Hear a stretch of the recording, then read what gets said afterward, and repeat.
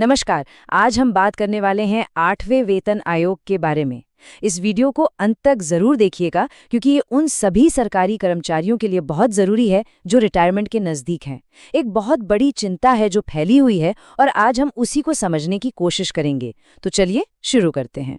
तो सबसे बड़ा सवाल जो हर किसी के मन में है वो ये है कि अगर कोई 1 जनवरी 2026 से पहले रिटायर हो जाता है तो क्या होगा? क्या उन्हें बढ़ी हुई पेंशन का फायदा मिलेगा या नहीं?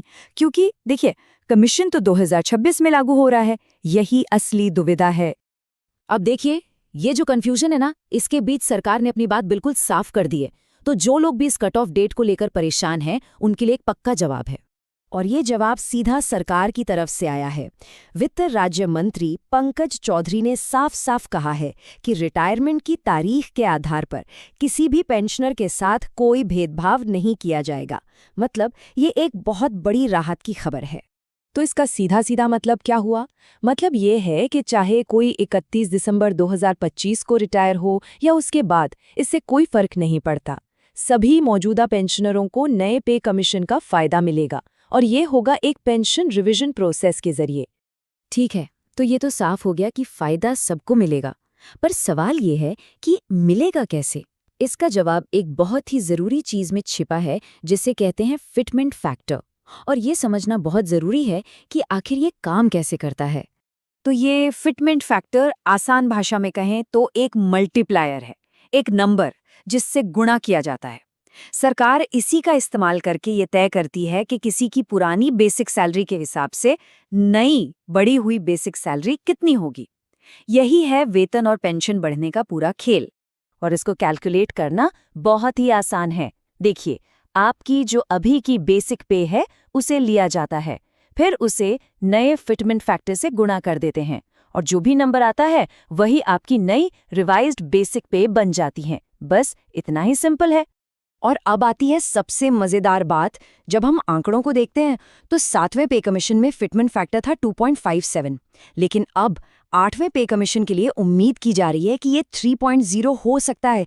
एक बहुत बड़ा जंप है और इसीलिए सैलरी में इतनी बड़ी बढ़ोतरी की उम्मीद की जा रही है।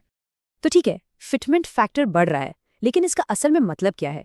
किसी की जेब पर, उसकी सैलरी पर कितना असर पड़ेगा? चलिए अब उन आंकड़ों पर एक नजर डालते हैं जिनकी उम्मीद है।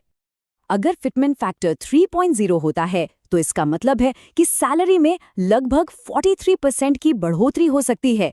सोचिए, ये एक बहुत ही जबरदस्त हाइक है जो कर्मचारियों की फाइनेंशियल सिचुएशन को काफी बेहतर कर सकता है। सैलरी का एक और बड़ा हिस्सा होता है महंगाई भत्ता यानी डीए, और उम्मीद ये भी है कि डीए बेसिक पे का 60% तक पहुंच जाएगा। तो ये कुल मिला के सैलरी को और भी बढ़ा देगा।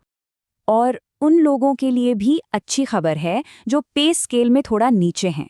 नई मिनिमम पेंशन 20,500 रुपए होने की उम्मीद है, जो एक तरह से एक मजबूत फाइनेंशियल सेफ्टी देती है। तो अब तक हमने ये तो समझ लिया कि इसका हर किसी पर क्या असर होगा। चलिए अब थोड़ा पीछे हटते हैं और इस पूरी पिक्चर को समझते हैं। आखिर ये पे कमीशन होता क्या है और इसकी जरूरत क्यों पड़ती है?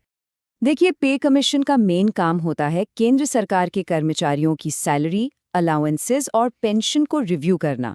ये देखा जाता है कि महंगाई और देश की इकोनॉमी के हिसाब से सैलरी सही है या नहीं। सीधी सी बात है, पब्लिक सर्वेंट्स को फेयर कॉम्पेंसेशन मिले ये सुनिश्चित करना, और ये काम आमतौर पर हर 10 साल में किया जाता है। और हाँ, ये कोई नई चीज नहीं है, इसकी एक लंबी हिस्ट्री रही है। देखिए, पहला पे कमीशन 1947 में बना था और तब से ये एक रेगुलर प्रोसेस बन गया है। अब जो 8वां कमीशन आएगा वो इसी परंपरा का हिस्सा है।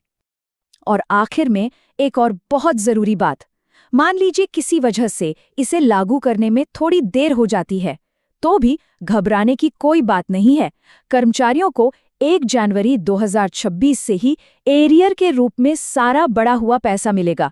मतलब फायदा पक्का है। तो कुल मिलाकर 8वां वेतन आयोग सिर्फ नंबरों का खेल नहीं है।